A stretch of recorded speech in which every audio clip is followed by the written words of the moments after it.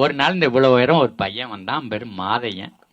அவன் என்ன பண்ணான், அப்போ தான் மாலை நேரத்தில் மாட்டு தொழுவத்தில் போர்டை வச்சு சாயங்கால நேரத்தில் ஆனாவனா கற்றுக்கிருக்கிறான்.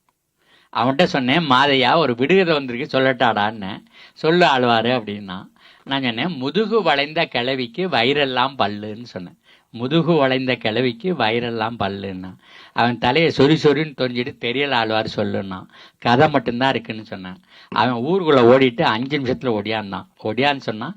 ஆழ்வார், இப்போ நான் ஒரு கதை போடுறேன், நீ சொல்லுன்னா. போடுறா அப்படின்னேன். ஓடி வருது ஒரு குருவி, ஓடி வளைக்குது மறுகுருவி, மூக்கு சவக்குது 3வது குருவி, 300 முட்டை இடுது 4வது குருவின்னு சொன்னான். இப்போ 4 இது ஒரு வரைக்குள்ளே வந்துருச்சு. நான் தலையை சொறின்னு சொரிஞ்சிட்டு தெரியல மாதிரியா சொல்லிடான்னு. அவன் சொன்னான், உனக்கு 1 மாதம் வாய்தா தர்றேன்னு சொன்னான். தலையில் சம்மட்டி அடி ஒன்று விழுந்தது பார்க்கணுமே. என்னன்னா, கடைசியாக பேருந்தை விட்டு இறங்கி 23 கிலோமீட்டர் காட்டுக்குள்ளே நடந்த பிறகு அந்த இடத்துக்கு போகிறோம். காட்டுக்குள்ளே 23 கிலோமீட்டருக்கு அப்பால் இருக்கவன் கோர்ட் வார்த்தை பேசுகிறான். இந்த மழுவூர் மம்புட்டியான் தெரிஞ்ச காடு, எந்த பக்கம் போனாலும் 20 கிலோமீட்டருக்கு காடு. அவன் கோர்ட் வார்த்தை சொல்கிறான், 1 மாதம் வாய்தா தரேங்கிறான். 1 மாதம் ஆனாலும் என்னால் கண்டுபிடிக்க முடியாது நம்புறான் அவன். அன்னைக்கு நினச்சேன், அறிவு இங்கேருந்து சுரக்கணும்னு அவசியம் கிடையாது. அறிவு எங்கேயும் இருக்குது.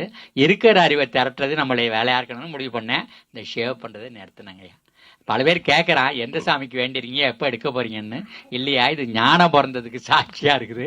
அறிவு மக்கள் மத்தியில் இருக்குது. மக்கள்ல இருந்து திரட்டணும்னு எடுக்கிறதுக்காக விட்ட இது எதுக்கு நம்ம முஞ்சிய பளபளப்பாக வச்சுக்கணும்னு விட்டேன் அப்படின்னு சொல்லிட்டு சொல்கிறது.